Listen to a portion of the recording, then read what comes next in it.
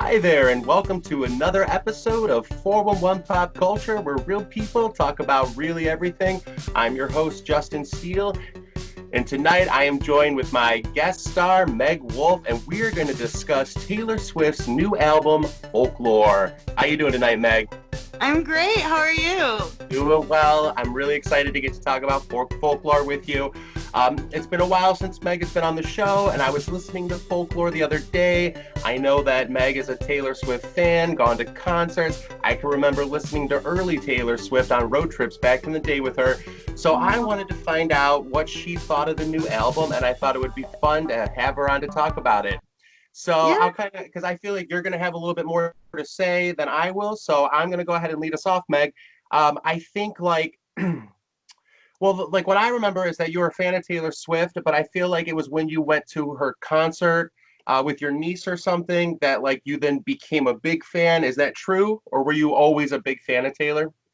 I mean, I always liked her, and I feel like what I liked about her has evolved with her music. Like she started off as like a country singer-songwriter, and now she's this huge pop star. Mega star. Yeah. And I mean, I think like she's progressively gotten better, and I just progressively love her more. But yeah, I mean, the concert was so much more amazing than I thought it would be. It was really fun. So I knew the new Taylor Swift album was out. It was a surprise, and I've also been a fan of Taylor Swift since the beginning. I wouldn't say a mega fan or anything like that, because I feel like, and I want to kind of get into this, she's that sort of like second generation of the female country pop hybrid stars, like that we kind of got in the late 90s with Shania Twain, Reba, Martina McBride, Faith Hill. And so like her, Carrie Underwood, Miranda Lambert, I always enjoyed, but I'm also, I'm actually very progressive in most of my beliefs, but when it comes to certain things like music and stuff, I can be kind of a stick in the mud or like put the brakes on, like, no, I love my old stuff, no new stuff. So, but then I always kind of enjoy it. And Taylor Swift has always been somebody that I have enjoyed right from the beginning with Teardrops on My Guitar, especially when it kind of came to You Belong to Me. I remember when that was like a super smash hit. And I always would find myself kind of like tapping my toes.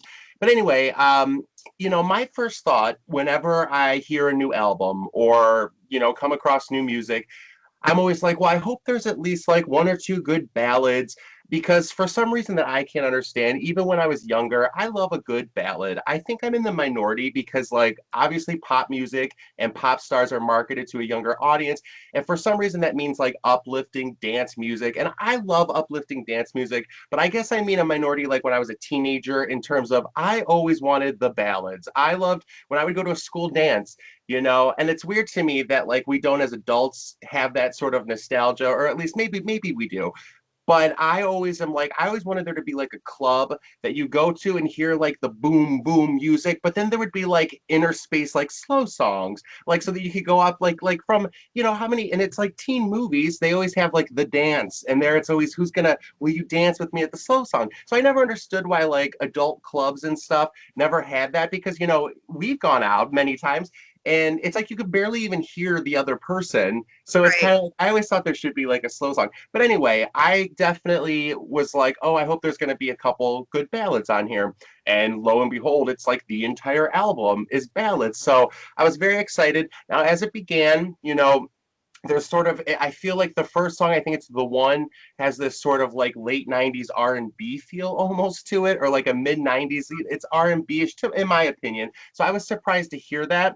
And at first, I kind of thought, well, is this just change for the sake of change? As an artist, I feel like anybody has any right to express themselves, but I'm always worried that it's just to try the change for change. But then I ended up liking it, and I'm like, okay, well, good for her. And I will say, though, for me, it was sort of like the mid part of the album that really got me hooked. Exile, once that sort of duet came on, and you have these sort of two different voices that I don't think would normally go well together, actually sound really beautiful together. That's when I kind of was like, oh, I'm a fan of this album. And we're going to talk about like what our top three songs were and our top, like, least top three songs, even though I don't think there were any like really bad songs. For me, Exile was like the mid-center was when I definitely fell in love with the album. And it's that's where I'm at it with it. But you know, Meg, tell me, what are some of your what were your like what did you think of the album overall? Okay, I gotta go back for a second. We love the ballads because we are vocalists, Justin. For sure. It's And true. that and the ballads are where we shine. True story. That's why. Yeah, I mean, I think it's right though. You feel it in your gut, you know? Yeah. I want to dance like the next person. I want to have my fun, but yes, I want to be like ripped apart at the core, like, you know. So, and Feels I good. think that's a very teenage thing to do. So I don't understand why that's not more marketed to teenagers, other than like it's got to be the bam and the pop and the boom, boom, boom. But to answer your question, okay, my favorite, I again, like you said, I don't think there are bad songs. There are just songs I like more than others. And I think with Taylor, I always find her songs so lyrically interesting. And I think it's because she writes from experience.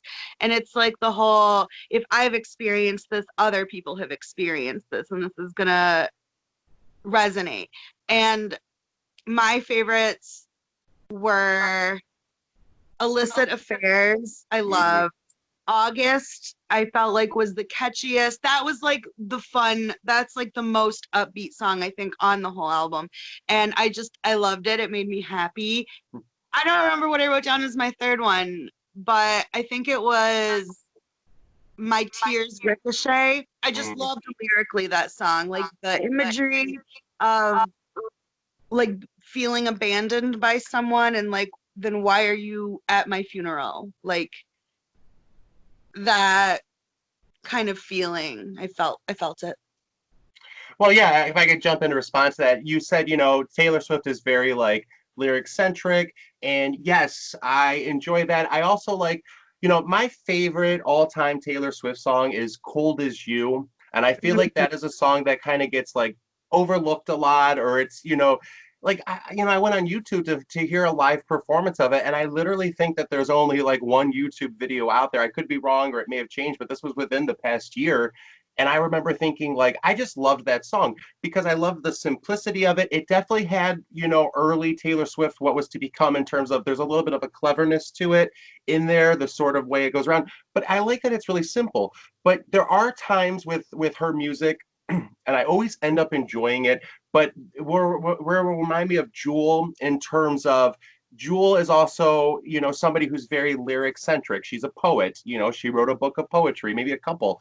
And there are times though with Jewel songs, I'm like, well, there's too much of the lyric poetry in there. And I just like sometimes a little bit more simplicity, I but I get it. can also at the same time appreciate the sort of cleverness of it. But anyway, just Cold as You is one of my favorite songs. And I just feel like it's such like an overlooked Taylor Swift song. What are some of your favorite like all-time Taylor Swift songs? Oh man, I think 1989 is one of the best albums ever recorded. I love everything on that album. For sure. um One of my favorite like older songs is Forever and Always. Oh, I remember that one. Yeah, that's a good one. um it's a good angry breakup song, Yeah. and I love it. I mean, I don't um want an artist to ever go backwards, but if I could just say that, I wouldn't mind though her next album going back to sort of that country, you know, the purest stripped down form of country where she's just singing about teardrops on a guitar as she's playing on a guitar. You know, it's the simplicity of it. But also, I do think that she's still like in the zenith of her like creativity, and I certainly want her to grow as much as possible. I just personally would love to hear old school Taylor Swift in a new way. oh, I see what you mean. Yeah, I think it would be interesting, you know, but not to, you know, not at all put this album down because I thought it was really good, cohesive, it flowed. It was really mellow. You know, I was listening to it while working, and normally I can't really listen to new music. It's too distracting for me when I'm working, and I was able to do it, and I really loved it. I'd say from the album, my favorite three were Mirrorball. I felt like that was the most like the closest to like a dance sort Yeah. of song on the album, even though it's not. Exile, you know, like I said, I really like the line in there, and it's the movie I've seen before kind of line, and I don't know why, but like I want to not like it. It's the type of line I wouldn't really care for a song, or it's so obvious. But I don't know, hearing it through these voices to each other to kind of like mirror the emotion, I actually really, really liked it. And I guess I'm gonna cheat because you said illicit affairs, and that was on my list. So then I will say that I think my other favorite song on there was Mad Woman. I think you Oh, can really feel that sort of underlying anger that's about to erupt. And then I also, you know, Invisible String and Betty, though, I really enjoyed too. I just, you know, it was hard to kind of pick and choose. You know, I feel like the three weakest for me were, and again, they're still totally fine. And I just want to say, because I know that you're a fan of Meryl Bainbridge. Remember Meryl Bainbridge back in the day, like Mouth? I could kiss, you know, yeah. salty lips. But she had an album that was from Into the Garden, and Mouth was like the obvious hit from it. The rest of the album didn't really make sense, but there were a couple songs in there that sounded a little like Betty and Seven from Taylor Swift. So I was kind of happy to hear those. Like it made me think of like late 90s again. Something about this album, just I kept hearing late 90s, or it made me think of it even when it wasn't. But anyway, I feel like Peace, and just to go back to what I was saying about Jewel, it was like too much poetry in there. I'm fine with it from the clever perspective, but again, it just doesn't make me. It makes me think too much, and I can't just like emotionally connect to the song because I'm too busy thinking. And then Cardigan, I didn't really care for. I liked it, but I just feel like there's a line in there. It kept saying like, "When you're young, they assume you know nothing." And it's like, I know that that's true. I remember thinking that when I'm young. So there's a universal truth to it. But at the same time, as I'm getting older, I know that there's a lot of times that I really didn't know anything that I thought I didn't. So it's kind of like I get the sort of trick, like when you're young, they assume you know nothing. But as I'm older, I kind of do assume that when I was young, I knew nothing. So it's almost like, I don't know, kind of like a contradiction, but I like it. I like it. But again, it was one of the weaker songs. And then Hoax, I just didn't really like.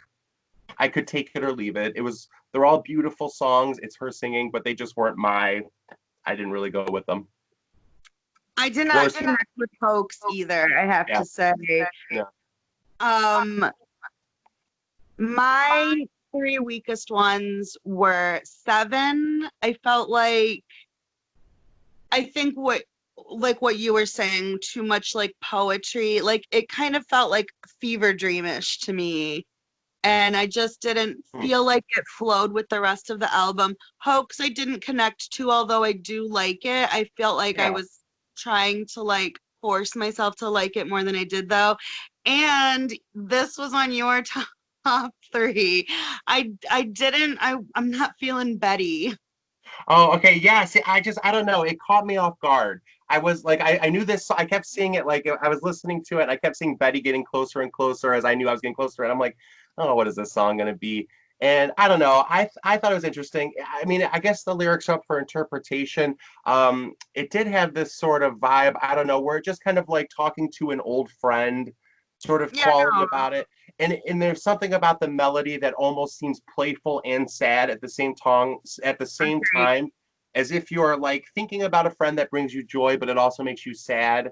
I don't know. I know that it's upcoming as one of the singles that are going to be released, and so I kind of I don't know that also just from me being totally pretentious. If I know a song's about to be a single, I'm almost like ready to like, okay, we'll see about that. But I actually did Same. really enjoy it. I And like I Seven want though to say too. that I loved Cardigan.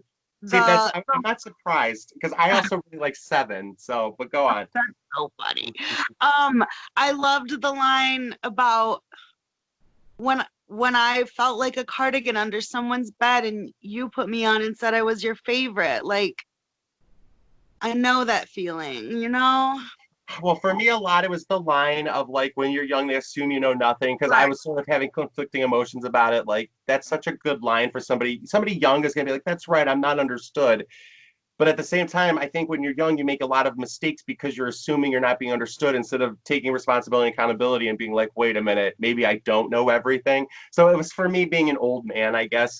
like you probably don't know everything. But I will say that I enjoyed the sort of flip on Cardigan, where she's kind of like, the sort of like, but I do know, I might not know nothing, but I know this. I like how she played it off. But again, just for me, I was sitting there like, that line, I'm not feeling it. Kind of like, that's interesting because that's kind of the line that I did like in Exile was also the movie line. Normally I wouldn't care for a line like that in a song, but Yeah. because of the way it was presented, I actually kind of, that's my favorite moment of the song now, is hearing that line. I felt like that a lot about her Lover album. I felt like upon my first time listening to it, I felt like a lot of the lyrics were like gimmicky almost. And obviously it grew on me and I love it, but like the like it was like little catchphrases that she like worked into songs like you can't spell awesome without me and Right. stuff like that. Which for me, it's just you kind of have to. I have to be in the mood for that because I Yeah. like for me my favorite again song is "Cold as You." I like that it's. I love songs like we you and I are big fans of musicals, and I think you and I also really enjoy. We can appreciate when a song belongs to a musical and you can't really extract it. But I really love songs that you can like extract even with what their meaning is like in a musical, but you can like apply it to your everyday life.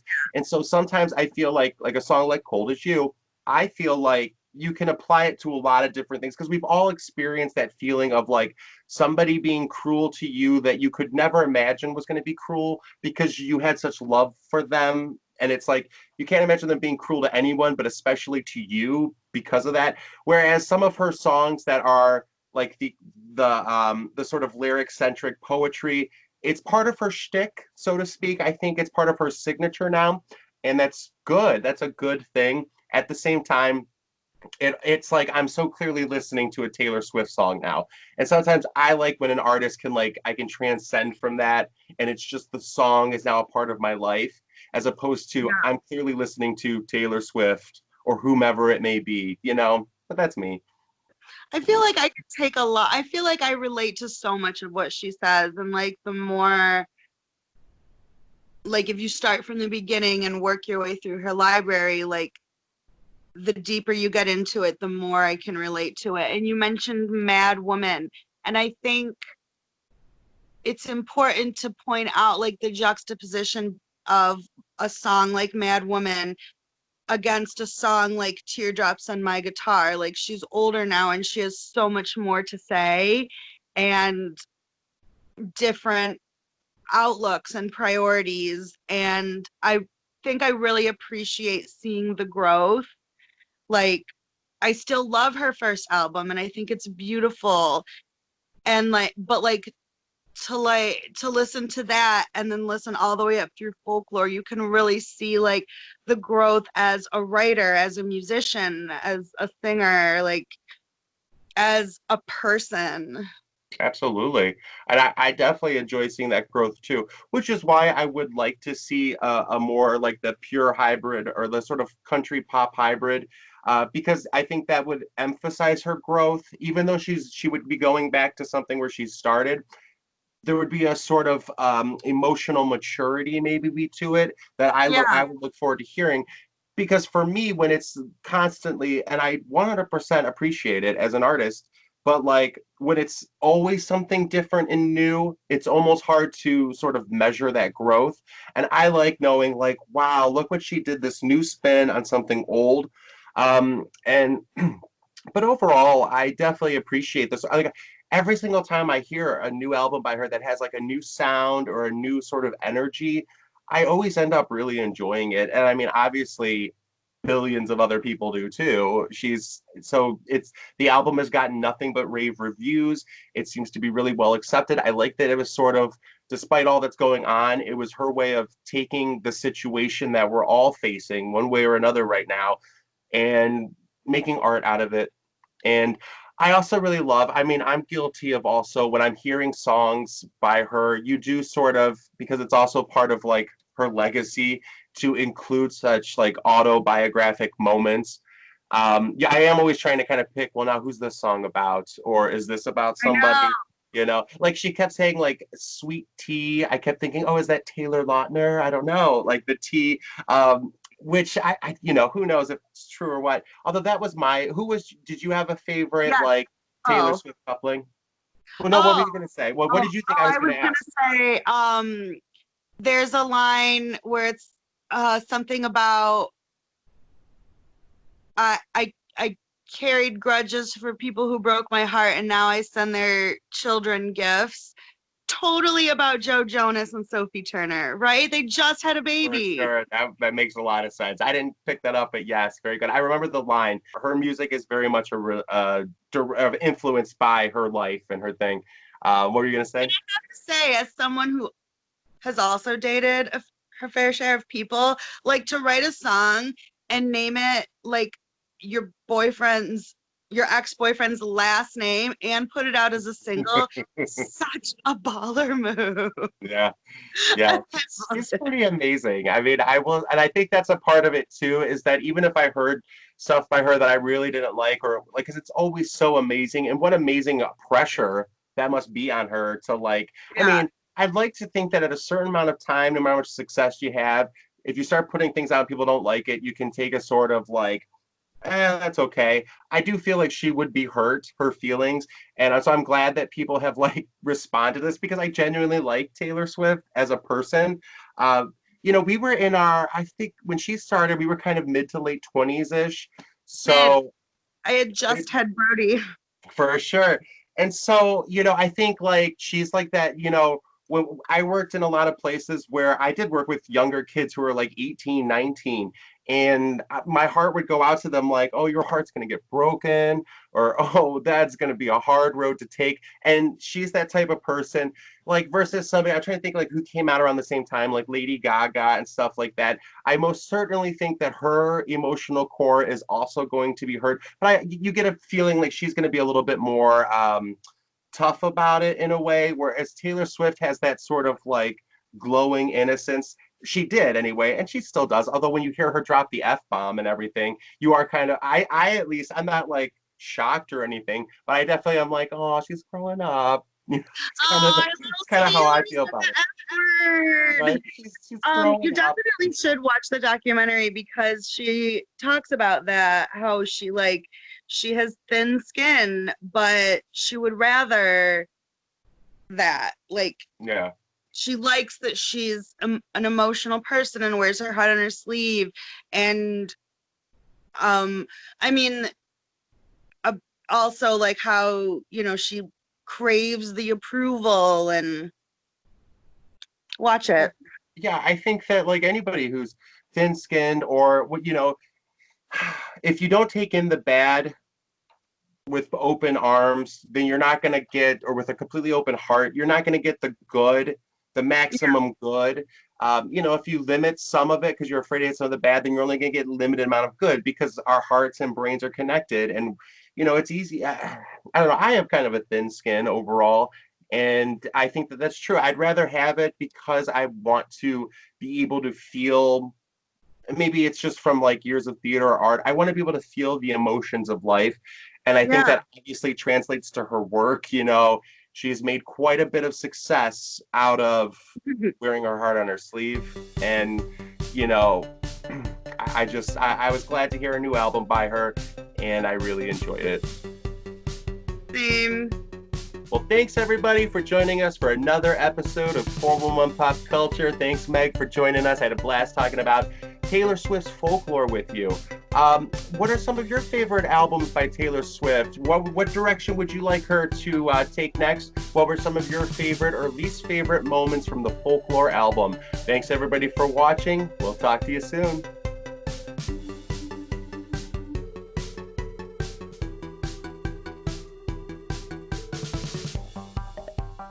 Okay. All right. Wait, hold on. We should do like the little heart hand thing that she always does, and then you cut it together. I will give it a try. I am not that talented. Um, See, I can't tell. Like for me, it looks like it's really high up. Oh, so for me it's like low. Okay. Yeah, I can't see. Oh, okay. Wait. Okay. I think I can do it now.